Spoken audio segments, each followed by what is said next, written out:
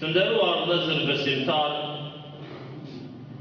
në këtë hutbë do të flasim për një hadith që pejgamberi sallallahu alaihi wasallam thot: tre veta dhe tre grupe njerëzve nuk hyjnë në xhennet. Të nderuar besimtar,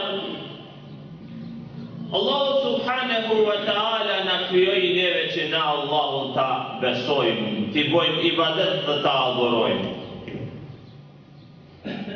Për ibadetin që e bojmë dhe Allahut, Allahu azza wa jalla robërit e vet i shpërblen me xhennet. E lutë Allahut na bëj të mundur edhe ne të jemi prej xhennetlive inshallah.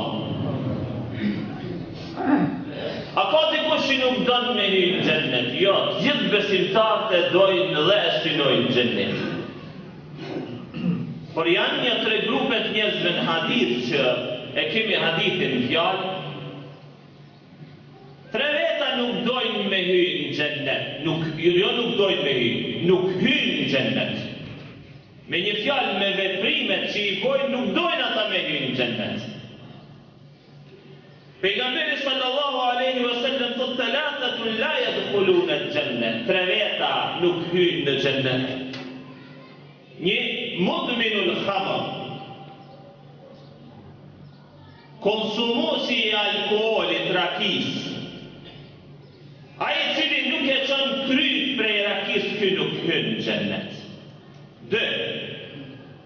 Qati'ur rahim, ai i cili kput lidhjet me farefisit, me akraba, nuk i viziton, është i llushëm me ta, nuk i mban lidhjet farefisnore, edhe ky nuk hyn në xhennet. Dhe 3.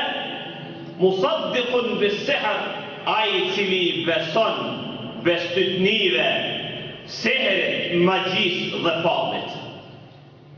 Sa tre grupet njerëzve nuk hyjnë në xhennet, thot Resulullahi sallallahu alaihi wasallam. Të nderuar vëllezër besimtar, lidhje me nuk hyjnë në xhennet, fjalën e Resulullahit nuk hyjnë në xhennet, kemi disa mendime të dietarëve. A thukta kur nuk hyjnë në xhennet? Nëse kanë vdekur si besimtar dhe si musliman, një mendim e kemi një shpjegim se këta nuk do të hyjnë në xhennet kur të hyjnë partë e besimtarëve, po këta hyjnë ma vonë në xhennet pasi që t'i kryjnë punë dhe dënimet në zjarrin e xhenemit. Allahu na ruaj prej zjarrit të xhenemit. Apo këta nuk hyjnë në xhennet pa u dënu mirë për veprat dhe punë që i kanë bërë në dynjë. Të nderuar vëllezër besimtarë, mudminul khamr në një, konsumuesi i alkoolit, alkooliqari, alkoolisti kronik, i cili kryt nuk e çon prej rakis, ky nuk hyn në xhennet. Kështu na thon i dërguari Allahut Muhammed Mustafa sallallahu alaihi wasallam. Lidhje me alkoolin, Allahu azza wa jalla thot: "Ya ayyuhalladhina amanu", o besimtar, "Innama al-khamru wal-maisir", alkooli, rakia, bigjosi, al-ansabu wal-azlamu, idhët dhe shigjetat të fallëve, rijsun min amali shejtan, janë vepra dhe punë ndyta dhe të flishta të shejtanit. Fajtanibuhu la'allakum tuflihun. Allahu urdhëron dhe thot: largoni që ta gjeni shpëtimin e Allahut. E ata të cilët mirën me rakia, alkool dhe me bigjos, shejtani i mallkum lun me këta njerëz, manipulon me këta njerëz. E çka bën shejtani? Allahu azza wa jalla thot: "Innama yuridu shejtanu an yuqi'a bainakum al-adawa wal-baghdha fil khamri wal-maisir." Nëpërmjet rakis, nëpërmjet komarit, bigjozit, shejtani don me ju shtyja armiqësi dhe urrejtje mes vete. Wasuddukum an sabili an dhikrillah, dhe njëherit edhe jo don me ju largu nga kujtimi i Allahut azza wa jall, wa anis salati, dhe ju largon prej namazit, fehel entum muntehun, a jeni ju ata të cilët heqni dorë dhe largoni prej këtyre punëve të dyta. Të nderuar vëllezër besimtar, Allahu Azza wa Jall nuk e mallkon vetëm atë që e pi alkoolin. Allahu Azza wa Jall e mallkon vetë alkoolin. Allahu e mallkon edhe pirsin. Allahu e mallkon edhe atë shashet. Allahu e mallkon edhe atë shka blen. Allahu e mallkon edhe atë shka e shtyll. Allahu Azza wa Jall e mallkon edhe atë shka e paketon. Allahu Azza wa Jall e mallkon edhe atë shka e shërben. 10 grupe, 10 kategori njerëzve janë njëjtë si ai. Pra mallkimi i Allahut Azza wa Jall është mbi ata të gjithë që kontribuojnë për këtë vepër dhe për këtë punë të dytë. Allahu na ruaj gjithëve. Të nderuar vëllezër besimtar, kemi një hadith në Ibn Majah, Rasulullah sallallahu alaihi wasallam thotë ai cili pin alkool, Allahu Azza wa Jall në 40 sabaha nuk ja bën namazin atij kabul.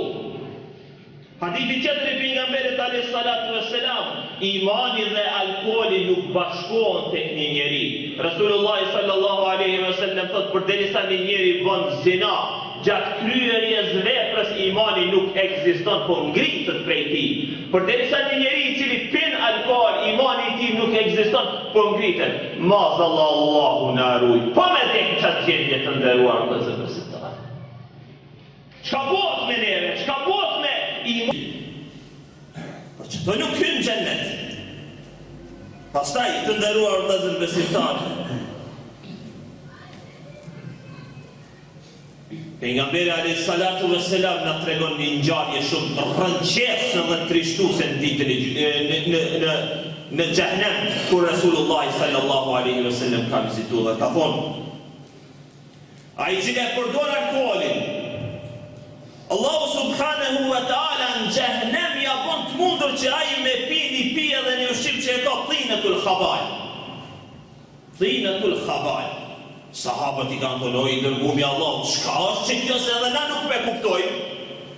Pejgamberi alayhi salatu wassalam thotë: kjo është kur dënohen banorët e xhehenemit në xhehenem prej zjarrit të madh, lëshoj njerëz të azabit, njerëz të dënimit, e ata shka kanë përdor alkoolin pinë prej njerëzve të banorëve të xhehenemit, duke u djegë dhe duke u shkatruar. Allahu na ruaj.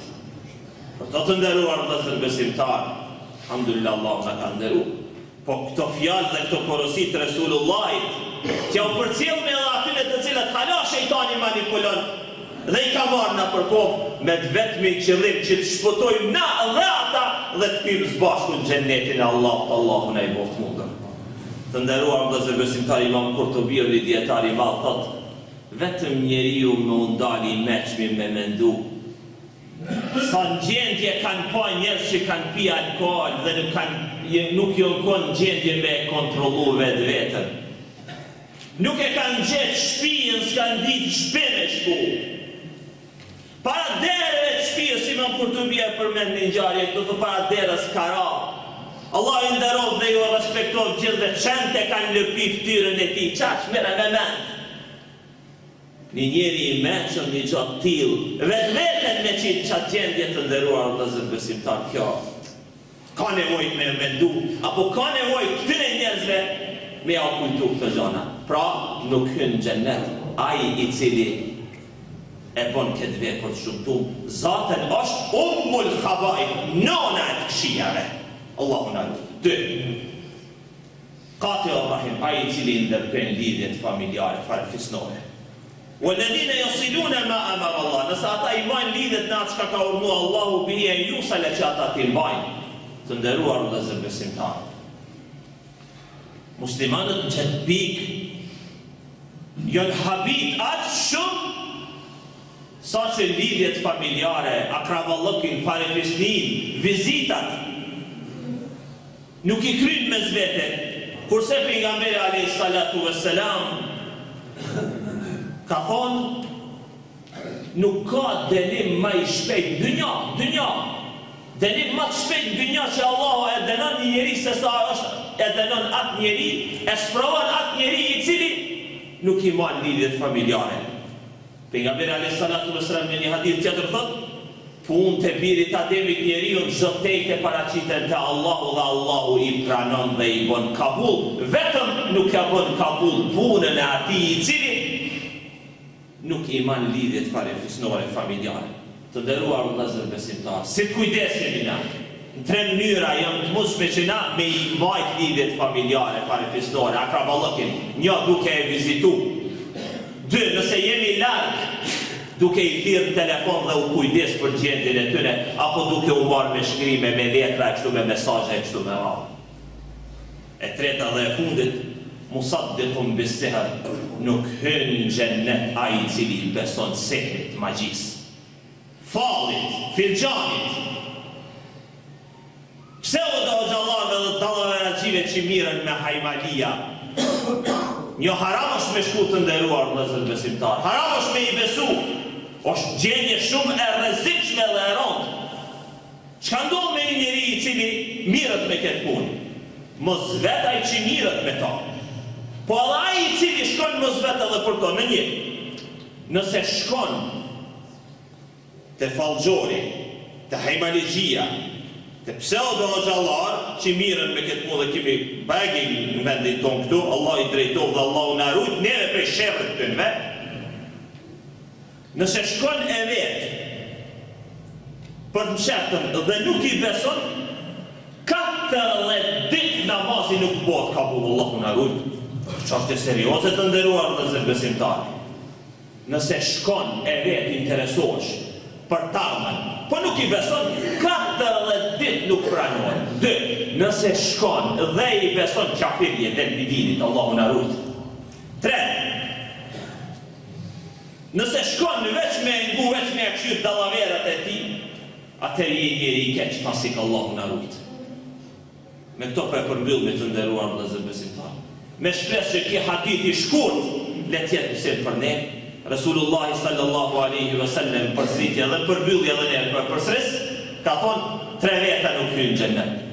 Alkooliqari, 2 ai i cili ndërpret lidhjet familjare, dhe 3 ai i cili beson magjive dhe fallit. Allahu na ruaj prej këtyre 3 veprimeve. Aqulu qawli hadha wa astaghfirullaha li wa lakum